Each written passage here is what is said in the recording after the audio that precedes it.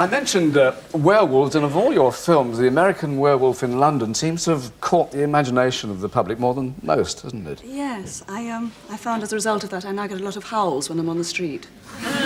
You mean you didn't before? No. Very strange. You've been in the business for over 20 years. Gasp, gasp. You think you're going to like it?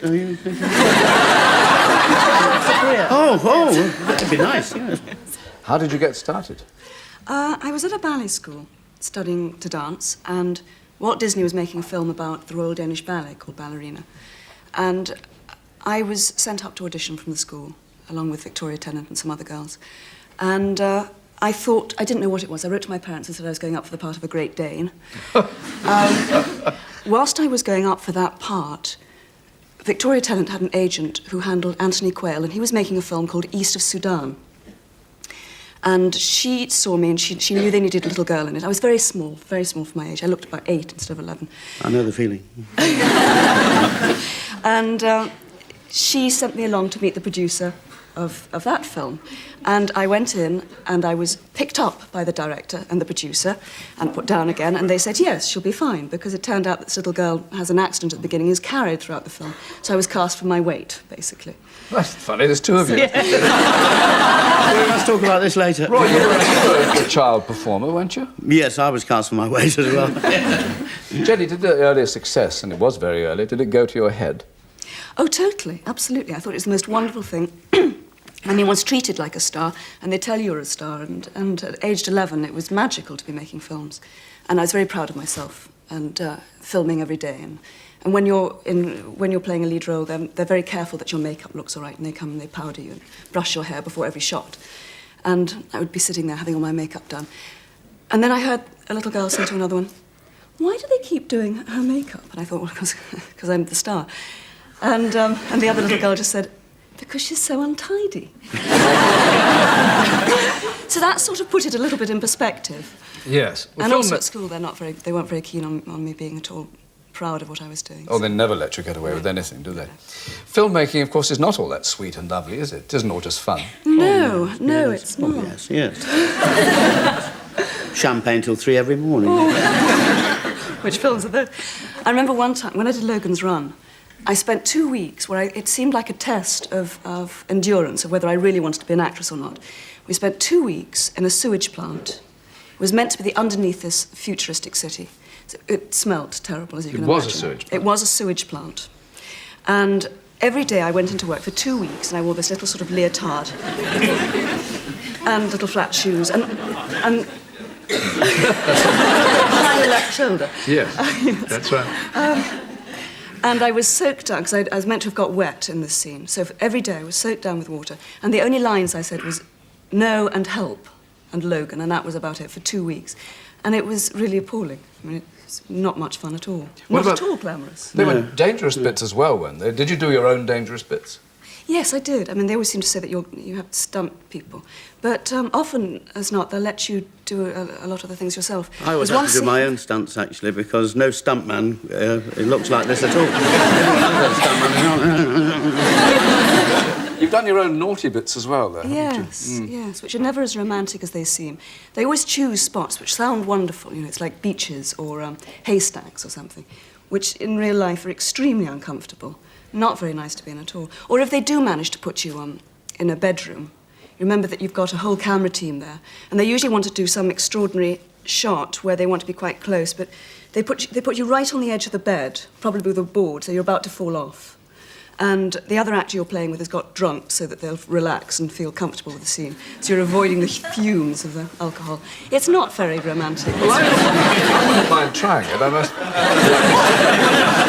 Have you done any... I've done nude, full frontal, actually. My full frontal was on the 6 o'clock news. It was actually absolutely true. Sure it was for the Ministry of Information.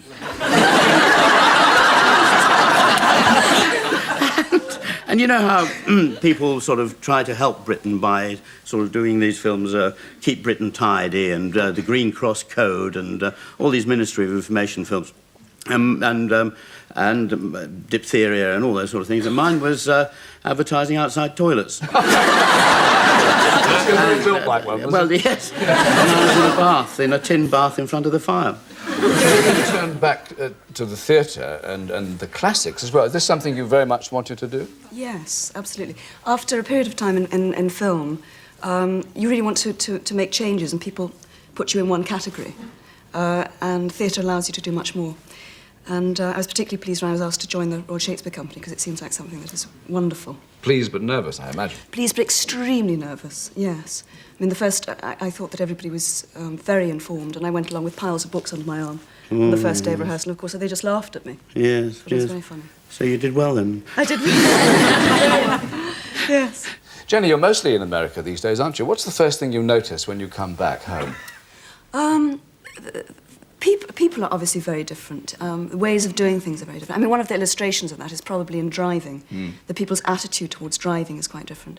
American cars, they drive in these big cars, which sort of, their driving is very lackadaisical. They just sort of drift about the roads. When you go on a freeway, sort of 4 lanes, 55 miles an hour, and there's no fast and slow lanes. It's like a conveyor belt. People That's just the limit, go of on. course. That's the limit.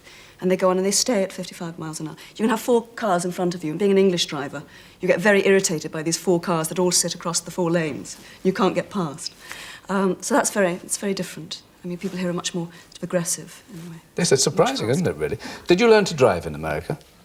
No, I learnt to drive actually in England, but I did take an American driving test, which you need to do for identification anyway. And that's quite different than the English driving test, which I failed 3 times. In America, when I took my test, I was given a piece of paper which had 20 questions on it. And each question has 3 possible answers. And there were questions like, if a man is carrying a white stick, is he deaf, blind, or carrying a white stick? I should knock him over and find out.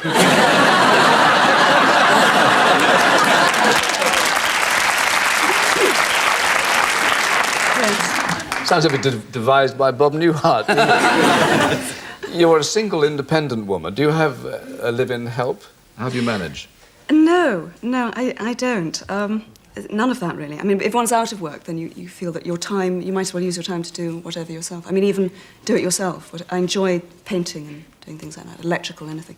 I love hardware stores. I love finding paints and things that I can do up my house myself. Are you handy with these things? Yes, I am quite. I'm very good. I'm probably better than most of the odd job people want to get in.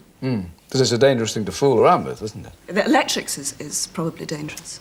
I mean, there's one accident I had once with electrics. It wasn't sort of major, but I was playing with some appliances, and I put appliances, very American, a hi-fi set on and various lights on, and there was a lot of power obviously going through.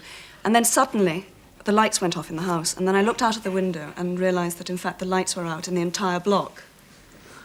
And I've never been sure whether it was me. I then rang up the electricity board and said, the lights seem to have gone out. Could you tell me what this is? They said, we don't know what it is. People have already called up and complained.